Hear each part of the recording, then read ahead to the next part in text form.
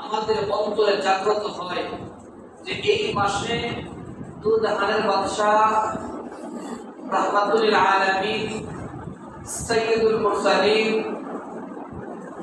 ইমামুল মুরসালিন নবিউর রহমান নবিউত তাওবা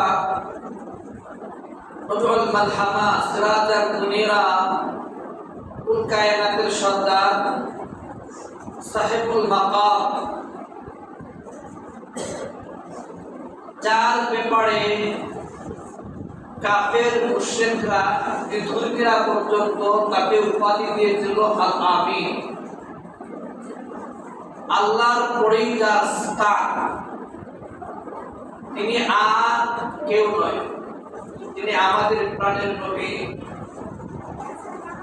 হযরত মুহাম্মদ মুস্তাফা সাল্লাল্লাহু আলাইহি সাল্লাম। এই রবিউল আউয়াল মাসে তিনি জন্মগ্রহণ করেছেন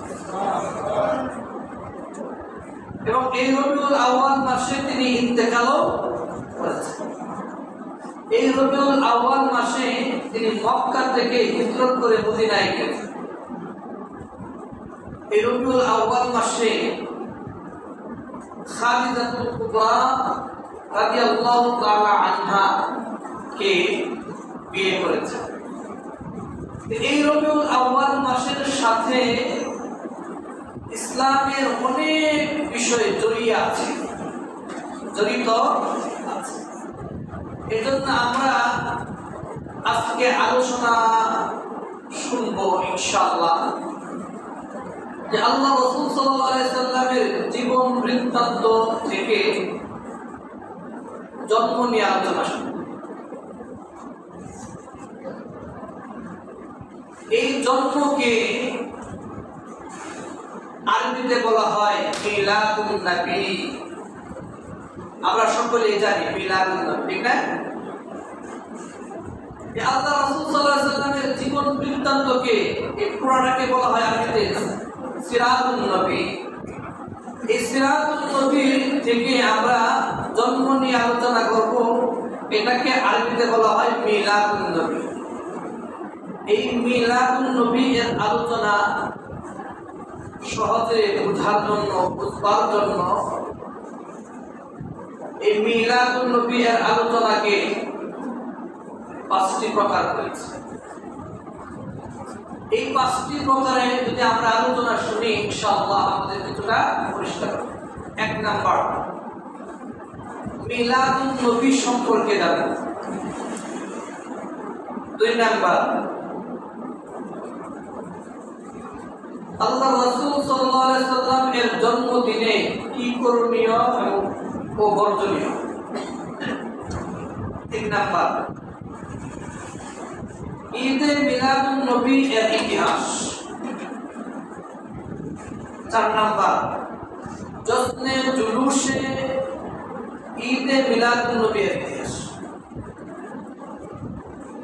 5 নাম্বার, আশিকে রাসূল কাকে বলে। এই 5টা ব্যাপারে আজকে আমরা এই 5টা পয়েন্টে আলোচনা করব। প্রিয় মুসলমান ভাইরা আমার, 1 নাম্বার হচ্ছে ঈদে মিলাদুন নবী। মিলাদুন নবী সম্পর্কে জানবো। এই মিলাদুন নবী বাক্যটি হচ্ছে আরবি। এখানে 2টি শব্দের সমষ্টি।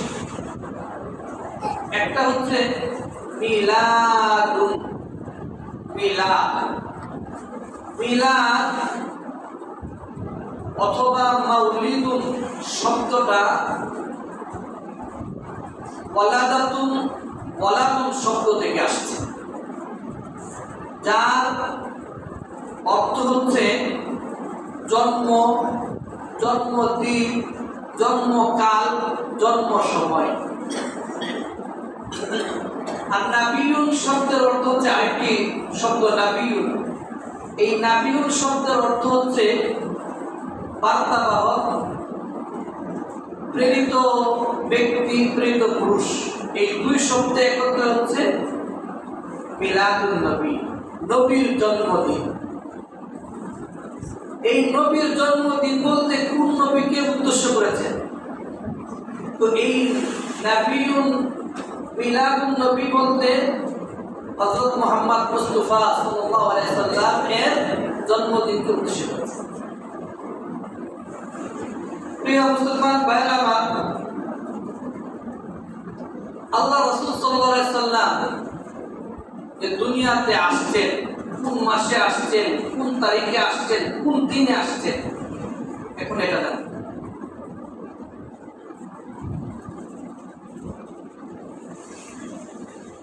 কোন মাসে আল্লাহ রাসূল সাল্লাল্লাহু আলাইহি সাল্লাম দুনিয়াতে আসছেন, এটা নিয়ে উলামায়ে কেরামের মধ্যে ইখতিলাফ আছে। কেউ কেউ বলেন যে আল্লাহ রাসূল সাল্লাল্লাহু আলাইহি সাল্লাম দুনিয়াতে আগমন করেছেন সফর মাসে। আবার কেউ কেউ বলেন যে আল্লাহ রাসূল সাল্লাল্লাহু আলাইহি সাল্লাম দুনিয়াতে আগমন করেছেন রমজান মাসে। আবার কেউ বলেন রবিউল আউয়াল মাসে। অধিকাংশ উলামায়ে কেরাম, জমহুর উলামায়ে কেরাম এর মত হচ্ছে রবিউল আউয়াল মাসে আগমন করেছেন। তাহলে তিনি কোন মাসে আসছেন এটা নিয়েও ইখতিলাফ আছে। এখন আসুন কোন তারিখে আসছেন, তিনি কোন তারিখে জন্মগ্রহণ করেছেন এটা নিয়েও উলামায়ে কেরামের মধ্যে 10 থেকে 11টা মত আছে। ইবনে কাসির রাহমাতুল্লাহি আলাইহি, আল্লামা ইবনে কাসির রাহমাতুল্লাহি আলাইহি আল বিদায়া ওয়া নিহায়া গ্রন্থের মধ্যে তিনি 7টা মত উল্লেখ করেছেন। কেউ কেউ বলেন যে আল্লাহ রাসূল সাল্লাল্লাহু আলাইহি সাল্লাম জন্মগ্রহণ করেছেন রবিউল আউয়াল মাসের 2 তারিখে। কেউ কেউ বলেন জন্মগ্রহণ করেছেন রবিউল আউয়াল মাসের 8 তারিখে। আবার কেউ বলেন 10 তারিখে, আবার কেউ বলেন 12 তারিখে, আবার কেউ বলেন 17 তারিখে, আবার কেউ কেউ বলেন যে রবিউল আউয়াল মাসের 8 দিন বাকি থাকতে জন্মগ্রহণ করেছেন 22 তারিখে। আবার কেউ কেউ বলেন রমজান মাসের 12 তারিখে তিনি জন্মগ্রহণ করেছেন। এই 7টা মত আল্লামা ইবনে কাসির রাহমাতুল্লাহি আলাইহি এই 7টা মত তিনি সামনে রাখেন, রেখে গবেষণা শুরু করলেন, রিসার্চ শুরু করলেন। গবেষণা করে তিনি দেখলেন যে এখান থেকে 4টাকে বাদ দিলেন, 3টা, 2 তারিখ, 8 তারিখ, 12 তারিখ। এই 2 তারিখে তিনি গবেষণা শুরু করলেন। দেখলেন 2 তারিখের মধ্যে যে রাবি আছে, ওই রাবিগুলোর মধ্যে একজন রাবির নাম হচ্ছে ওয়াকিদি। এই ওয়াকিদির ব্যাপারে ইবনে হাজার আসকালানী রাহমাতুল্লাহি আলাইহি তিনি বলেন যে তার রিওয়ায়াত গ্রহণযোগ্য না। এই 2 নাম্বারটা বাদ দিয়ে বাকি আছে আর 2টা। 8 নাম্বারটা তিনি সামনে আনলেন, এটা নিয়ে গবেষণা শুরু করলেন, রিসার্চ করলেন। এরপর দেখলেন এই 8 নাম্বারটা সকল উলামায়ে কেরামের মধ্যে এই 8 নাম্বারটা হচ্ছে বিশুদ্ধ এবং গ্রহণযোগ্য। যে 8 নম্বরে রবিউল আউয়াল মাসের 8 তারিখে রাহমাতুল লিল আলামিন জন্মগ্রহণ করেছেন, এটা সকলেই একমত। 12 নম্বরটা এটা গবেষণা শুরু করলেন।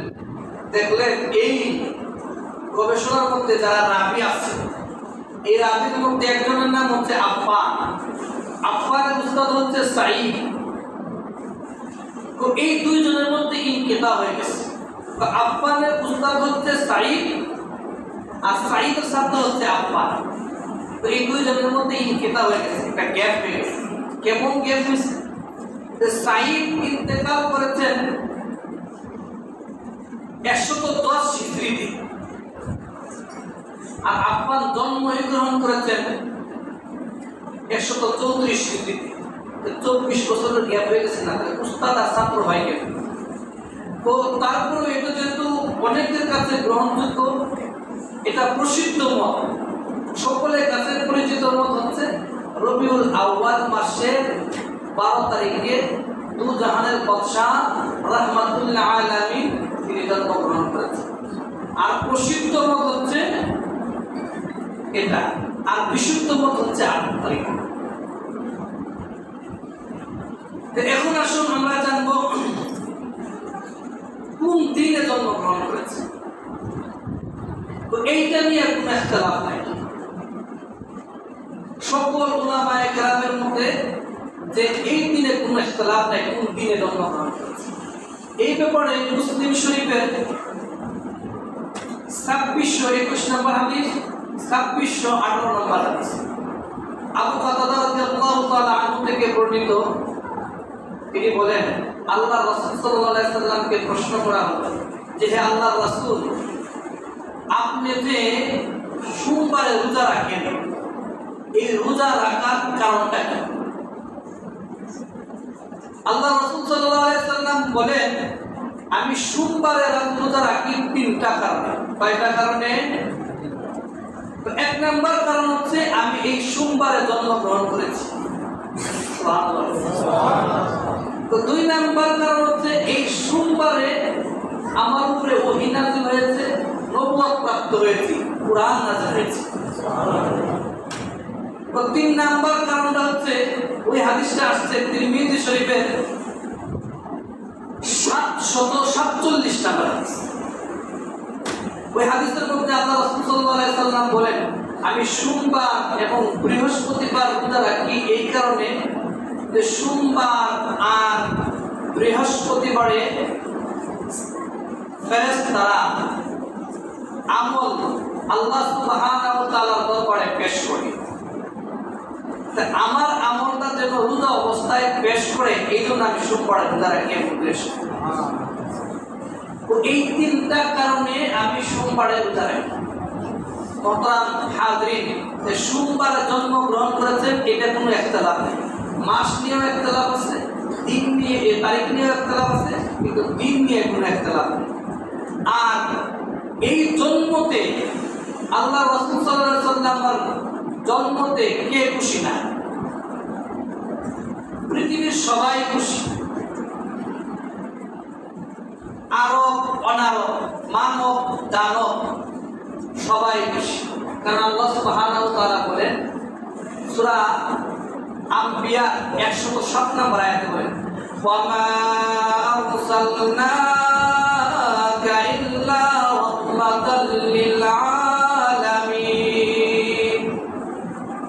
হে নবী, আমি আপনাকে দুনিয়াতে পাঠালাম, প্রেরণ করলাম বিশ্ববাসীর জন্য রহমত হিসাবে। এই রহমত পাইয়া কে খুশি না? খুশি না শুধু একজন ব্যক্তি, একজন খুশি না, সে কে? ইবলিস শয়তান। সে আল বিদায়া ওয়ান নিহায়া গ্রন্থের মধ্যে আসছে 2 নম্বর খণ্ডে 491 পৃষ্ঠায় আছে যে এই ইবলিস শয়তান জীবনে 4 বার কান্না করেছে। কতবার কান্না করেছে? এই ইবলিস শয়তান জীবনে 4 বার সে বিলাপ করেছে। 1 নাম্বার, তাকে যখন জান্নাত থেকে বের করে দেওয়া হলো তখন সে কান্না করেছে। তাকে যখন অভিশপ্ত করা হলো তখন সে কান্না করেছে। দু জাহানের বাদশা, রাহমাতুল আলামিন, সাইয়্যিদুল মুরসালিন, ইমামুল মুরসালিন, নবীউর রহমান, নবীউত তাওবা, নবীউল মারহামা, সিরাজাম মুনিরা, কুল কায়নাতের সরদার, সাহেবুল মাকাম হযরত মুহাম্মদ মুস্তাফা সাল্লাল্লাহু আলাইহি সাল্লাম যখন জন্মগ্রহণ করেছে তখন সে কান্না করেছে। 4 নাম্বার, সূরা ফাতিহা যখন নাযিল হয়েছে তখন সে কান্না করেছে। প্রিয় মুসলমান ভাইরা আমার, এই জন্মতে খুশি হলে আপনি মুক্তি পেয়ে যাবেন, নাজাত পেয়ে যাবেন তা কিন্তু না। বর্তমান সমাজে কিছু মানুষ আছে যে দেখবেন ওই জন্মদিনে সারা বছরে আল্লাহ রাসূল সাল্লাল্লাহু আলাইহি ওয়াসাল্লামের সুন্নতের পালাই নাই, খবরও নাই, সে কি করে এই রবিউল আউয়াল মাসে আনন্দ মিছিল খুশি হয়। এই খুশিতে আপনি মুক্তি পাবেন না, এই খুশিতে আপনি জান্নাত পাবেন না যদি তার সিরাতের উপরে না থাকে। যেমন আবু লাহাব, আবু তালেব খুশি হয়েছিল। আবু লাহাব কেমন খুশি হয়েছিল? যে তার একজন দাসী সুয়াইবা, এই সুয়াইবা এই আল্লাহ রাসূল সাল্লাল্লাহু আলাইহি ওয়াসাল্লাম যেদিন জন্মগ্রহণ করেছেন, তিনি ওই সুয়াইবা সংবাদটা নিয়ে গেলেন, নিউজটা নিয়ে গেলেন আবু লাহাবের কাছে যে তোমার একজন এতিম পাতিদা হয়েছে। সে এত খুশি হয়েছে, এই খুশিতে তাকে মুক্ত করে দিয়েছে। কিন্তু মুক্ত করে দিলে কি হবে? সে কিন্তু জান্নাত পায় নাই, সে জাহান্নামী। এই ব্যাপারে সূরা লাহাবের মধ্যে আসে। জন্মতে খুশি হলে আমরা মুক্তি পাবো না যদি আমরা সিরাতের উপরে না থাকি। ঠিক না? ঠিক। জন্ম নিয়ে যারা খুশি সিরাতের উপরে নাই, তাহলে আমরা ধরে নিতে পারবো এই খুশিতে কোনো লাভ নেই। এবং আপনি যদি বলেন আমি আল্লাহ রাসূল সাল্লাল্লাহু আলাইহি ওয়াসাল্লামকে ভালোবাসি আর সিরাতের উপরে থাকি না, তাহলে এই ভালোবাসার কোনো দাম নেই। কারণ আবু লাহাব তার আপন আবু তালেব আপন চাচা, সে তাকে পিঠে নিচ্ছে, কোলে নিচ্ছে, কাঁধে নিচ্ছে, এমনকি বুকের উপর শোয়াইছে এবং নিজ হাতে সানা খাওয়াইছে। তারপরে ঈমান সিরাতের উপরে থাকে নাই এবং জান্নাত পাইনি। ঠিক না? ঠিক। আমরা যারা ওই শুধু রবিউল আউয়াল মাসের 12 তারিখে আসলে খুশি হব, আমরা সারা জীবন খুশি। ঠিক না? ঠিক। তাহলে এই রবিউল আউয়াল মাসের 12 তারিখে তিনি জন্মগ্রহণ করেছেন, এতে আমরা খুশি থাকবো, পৃথিবীর সবাই খুশি, এবং খুশির সাথে সাথে আমার মেইন কাজ হচ্ছে আমরা সিরাতের উপরে থাকবো, আল্লাহ রাসূল সাল্লাল্লাহু আলাইহি ওয়াসাল্লামের আদর্শকে অনুসরণ করব। আল্লাহ রাসূল যা বলেছেন সূরা হাশরের 7 নম্বর আয়াতে বলেন, ওয়ামা আতাকুমুর রাসূলু ফাখুযু ওয়ামা নাহাকুম আনহু ফান্তাহু ওয়াত্তাকুল্লাহ। আল্লাহ রাসূল সাল্লাল্লাহু আলাইহি ওয়াসাল্লাম যা নিয়ে আসছেন তা তোমরা স্মরণ করো, তোমরা তা আঁকড়ে ধরো, আর যা থেকে নিষেধ করেছেন তা থেকে বিরত থাকো। তাহলে এই তিনি জন্মগ্রহণ করার পরে তিনি 63 বছর হায়াত পেয়েছিলেন। এই 63 বছর হায়াতের মধ্যে নবুয়ত প্রাপ্ত হয়েছিলেন 40 বছর বয়সে। 40 বছর বয়সে আরো বাকি আছে 23 বছর। এই 23 বছর তিনি জীবন নবুয়ত পাওয়ার পরে 23 বছর তিনি হায়াত পেয়েছিলেন। এই 23 বছরে 13 বছর ছিলেন মক্কায় আর 10 বছর ছিলেন মদিনায়। এরপরে তিনি ইন্তেকাল করেন। কখন ইন্তেকাল করেন এই ব্যাপারেও মাস নিয়ে একতলাপ আছে, কিন্তু তারিখ নিয়ে দিন নিয়ে একতলাপ নাই। এই ব্যাপারে বুখারী শরীফের হাদিস আসছে, বুখারী শরীফের হাদিস 1387 নম্বর হাদিস। আবু বকর রাদিয়াল্লাহু তাআলা আনহু আম্মাজান আয়েশা রাদিয়াল্লাহু তাআলা আনহাকে প্রশ্ন করলেন যে আল্লাহ রাসূল সাল্লাল্লাহু আলাইহি ওয়াসাল্লাম কোন দিন ইন্তেকাল করেছেন? আল্লাহ রাসূল সাল্লাল্লাহু আলাইহি ওয়াসাল্লাম আম্মাজান আয়েশা রাদিয়াল্লাহু তাআলা আনহা বলেন আল্লাহ রাসূল সাল্লাল্লাহু আলাইহি ওয়াসাল্লাম ইন্তেকাল করেছেন সোমবার দিন। সোমবার দিন ইন্তেকাল করেছেন। অধিকাংশ উলামায়ে কেরামের মতে যে 632 খ্রিস্টাব্দে 632 খ্রিস্টাব্দে 12 রবিউল আউয়াল সোমবার দিন তিনি ইন্তেকাল করেন। আর 570 খ্রিস্টাব্দে 12 রবিউল আউয়াল সোমবার দিন সুবে সাদেকের সময় তিনি জন্মগ্রহণ করেন। এই হচ্ছে মিলাদুন নবী আলোচনা। এখন আসুন আমরা এই জন্মদিনে কি করব এবং কি বর্জন করব। 2 নম্বর আলোচনা।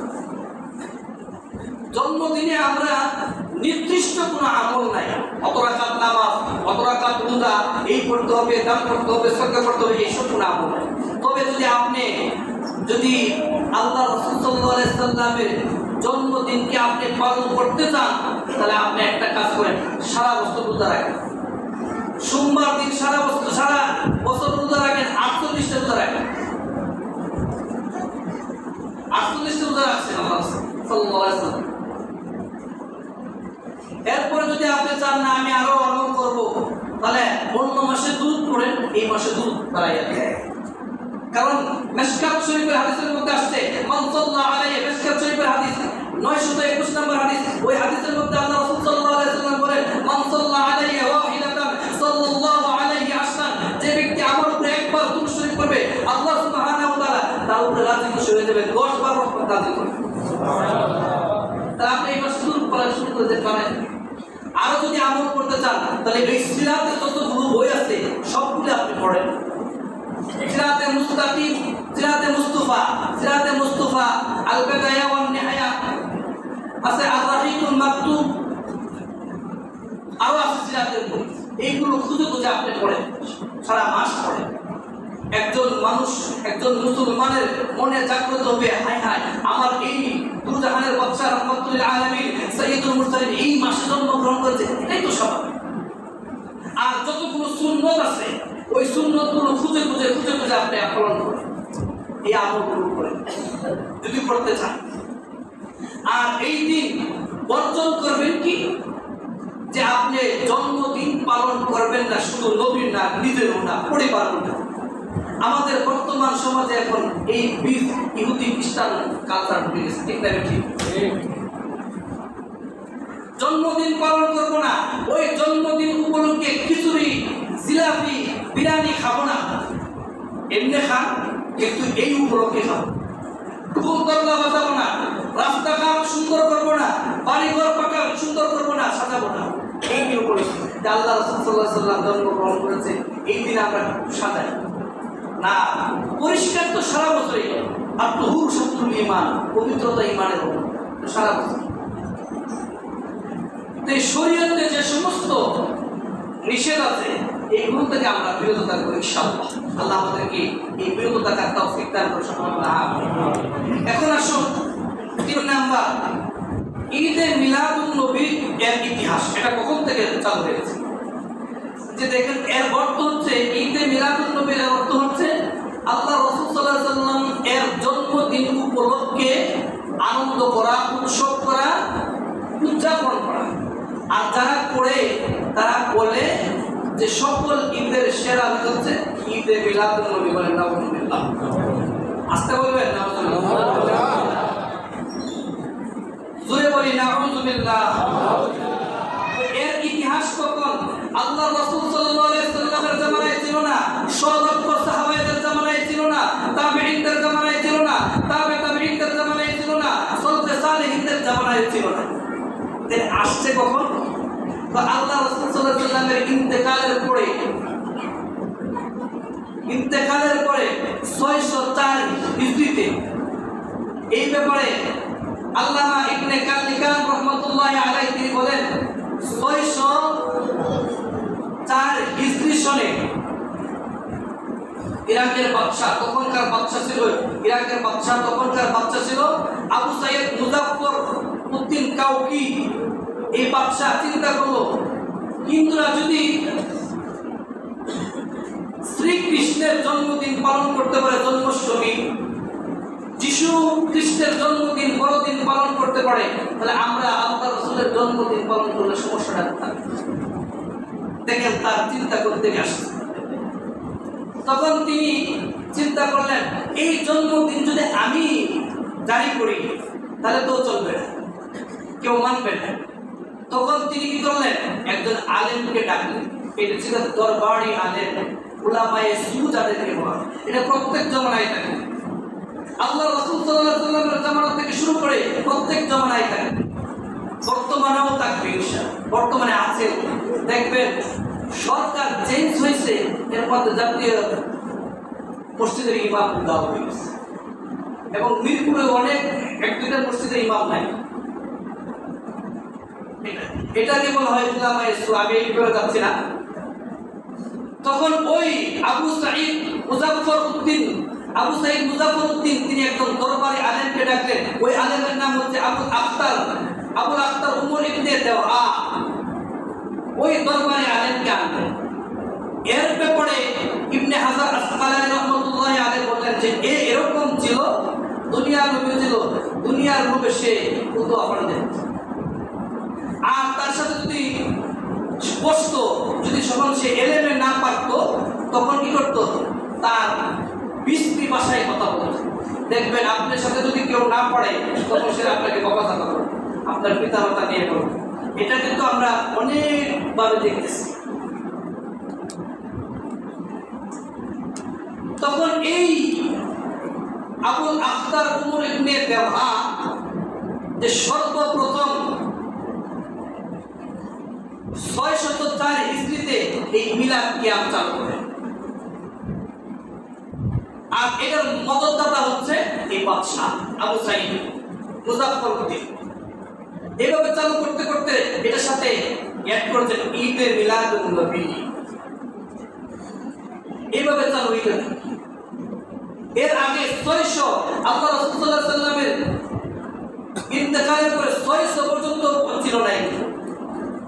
এখন আসুন জশ্নে 4 নাম্বারটা, জশ্নে জুলুসে ঈদে মিলাদুন নবী কখন চালু হয়েছে?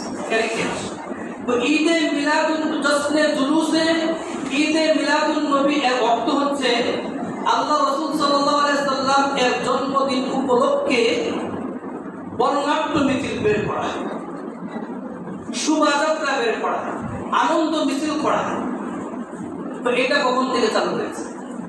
আর এই মিছিলের মধ্যে তাদের একটা স্লোগান হচ্ছে যে সকল ঈদের সেরা ঈদ হচ্ছে ঈদে মিলাদুন নবী।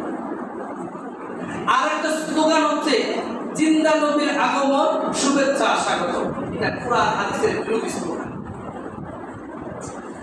আর তারা নিজেকে দাবি করে আমরা আশেকে রাসূল, এরা শয়তানের রাসূল, এরা শয়তানের আশেক, এরা আশেকে রাসূল। তো এর ইতিহাসটা ওই ঈদে মিলাদুন নবী চালু হওয়ার আরো 600 বছর পরে ব্রিটিশ আমলে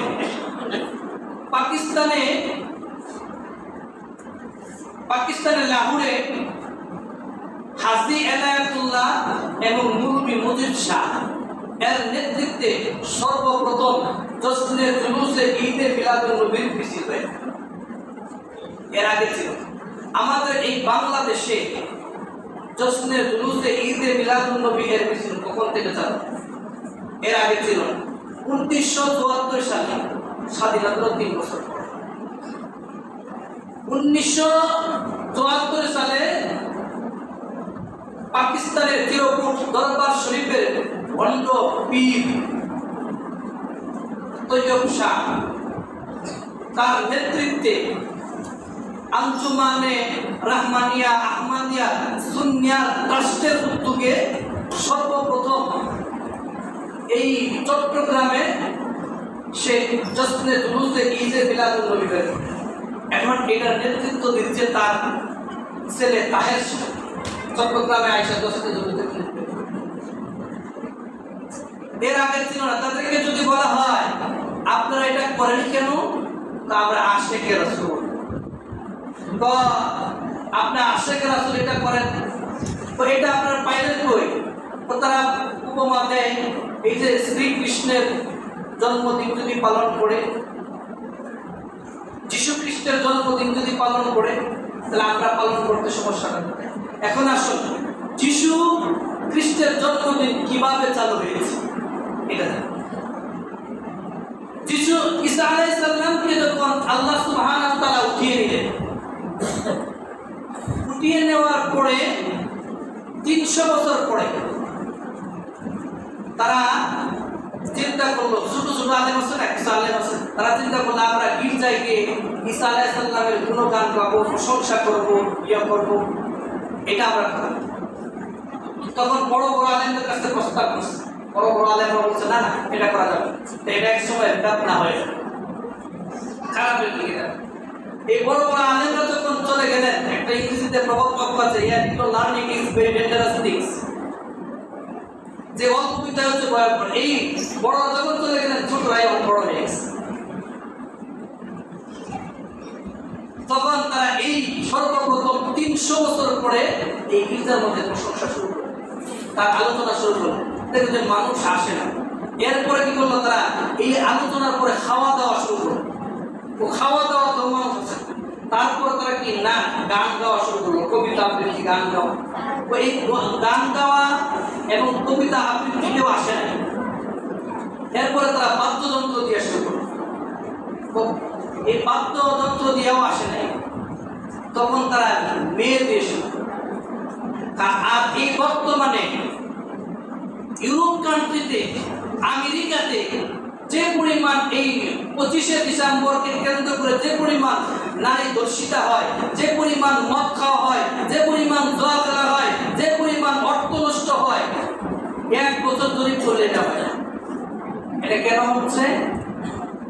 এটা ঈসা আলাইহিস সালামের জন্মদিনকে কেন্দ্র করে হচ্ছে। ঠিক তেমনি ভাবে ওরাও চাচ্ছিল, এক প্রকার শয়তান চাচ্ছিল এই মিলাদুন নবীকে কেন্দ্র করে তারা এইভাবে জশ্নে জুলুস বের করবে আর তাদেরকে এভাবে আমাদের দিতে গেলেন। কিন্তু এটা বাংলাদেশের মাটিতে হবে না, কারণ এটা বলিয়া উলিয়াদের মাটি, এটা হবে না, এটা হতে দিবে না আলেম ওলামা। আর ওই যে ঈদে মিলাদুন নবীর মধ্যেও আর এই ঈদ সৌদি আরবে 2002 সালে এই ঈদে মিলাদুন নবীকে হারাম করে দিয়েছে। এটা পত্রিকায় আসছে 2 সালে। আর ইত্তেফাকে আসছে যে আফ্রিকার একটা দেশের মধ্যে ঈদে মিলাদুন নবীর মধ্যে ইহুদি খ্রিস্টান সবাই মিলে মিছিল করছে। আবার 2013 সালে যুগান্তর পত্রিকায় আসছে যে লেবাননে এই ঈদে মিলাদুন নবী এর মিছিলের মধ্যে নারী পুরুষ সবাই মিলে মিছিল করছে। দেখছেন কিভাবে আস্তে আস্তে আসতেছে। তো এই জন্য আমরা জন্মদিন পালন করব কিভাবে? রোজা রেখে সারা বছর, ঠিক না? তাদেরকে যদি বলা হয় আমরা হলাম আশেকে রাসূল, তারা আশেকে রাসূল কাকে বলে? একটা উদাহরণ শুনি। এই তো আমরা আশেকে রাসূল কাকে বলে 5 নাম্বার চলে আসে। মেকদাদ রাদিয়াল্লাহু তাআলা আনহু বদর যুদ্ধে আল্লাহ রাসূল সাল্লাল্লাহু আলাইহি সাল্লাম যখন আল্লাহ রাসূল সাল্লাল্লাহু আলাইহি সাল্লাম সাহাবায়ে কেরামদের কাছে পরামর্শ নিলেন, হে আল্লাহ রাসূল, এই বদর যুদ্ধের মধ্যে আল্লাহ রাসূল সাল্লাল্লাহু আলাইহি সাল্লাম যখন সাহাবায়ে কেরামদের মধ্যে পরামর্শ নিলেন, বদর যুদ্ধে আমরা তো যুদ্ধ করতে চাই, তোমরা কি করো? যে মেকদাদ রাদিয়াল্লাহু তাআলা আনহু বললেন, হে আল্লাহ রাসূল, আমরা জান দিতে রাজি আছি, তো আপনাকে ছেড়ে যেতে রাজি নেই। মুসা আলাইহিস সালাম তার দলবল তাকে ছেড়ে গিয়েছিলেন, আমরা কি আপনাকে ছাড়ব? আরেকটি তালহা রাদিয়াল্লাহু তাআলা আনহু, এই হাদিসটা আসছে বুখারী শরীফে, বুখারী শরীফের 3811 নম্বর হাদিস। ওই হাদিসের মধ্যে বহু যুদ্ধে যখন চারদিক থেকে আসছে, তীর আসছে আল্লাহ রাসূল সাল্লাল্লাহু আলাইহি ওয়াসাল্লামের দিকে, তখন ওই তালহা রাদিয়াল্লাহু তাআলা আনহু আল্লাহ রাসূল সাল্লাল্লাহু আলাইহি ওয়াসাল্লামের সম্মুখে দাঁড়ালেন ঢাল হিসাবে দাঁড়িয়ে তীরগুলো তার উপরে পিঠের মধ্যে বিদ্ধ হচ্ছে। আর মানুষ যখন বলছে তুমি এই তীরগুলোর দিকে সম্মুখটা দাও, পিছনটা আল্লাহ রাসূলের দিকে দাও, এই তালহা রাদিয়াল্লাহু তাআলা আনহু বলল, আমি যে আল্লাহ রাসূলকে সম্মুখ দিয়েছি, ওই আল্লাহ রাসূলকে আমি পিছন দিব না, আমার জান চলে গেল। আল্লাহ রাসূল সাল্লাল্লাহু আলাইহি ওয়াসাল্লাম মাঝে মাঝে উকি মারতে দেখে কি অবস্থা, যে আল্লাহ রাসূল আপনি দাঁড়ান, আপনি বসেন, আপনি আমি জীবিত থাকতে, আমি তালহা জীবিত থাকতে আর আপনি এই আপনার শরীরে তীর বিদ্ধ হবে, এটা হতে পারে। আর আমাদের রাসূলের নামে বেদ পবিত্র করছে, আমাদের রাসূলের নামে আম্মা জান আয়েশা রাদিয়াল্লাহু তাআলা আনহার নামে কত হচ্ছে, আমাদের ঈমান দেখো আমরা সে আছে কি আছে। মুসলিম শরীফের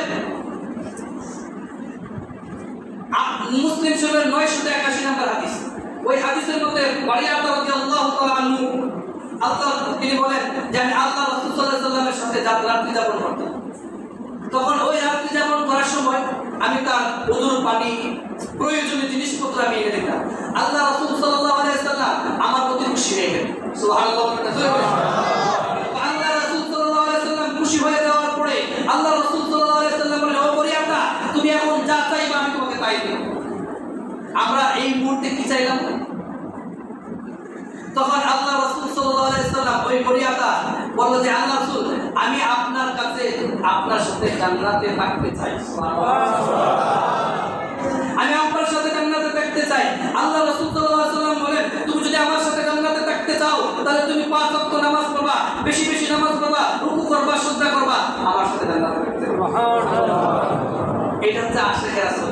এইজন্য মিশকাত শরীফের হাদিসের মধ্যে আরো অনেক উদাহরণ ছিল, যে তার একজন আনসারী মহিলা উহুদ যুদ্ধের মধ্যে তার সন্তান গেছে, তার ছেলে গেছে, তার সন্তান গেছে, ভাই গেছে, স্বামী গেছে, বাপ গেছে, এই দিকে খেয়াল করে নাই আল্লাহ রাসূল জীবিত আছে কিনা, এটা যা আছে।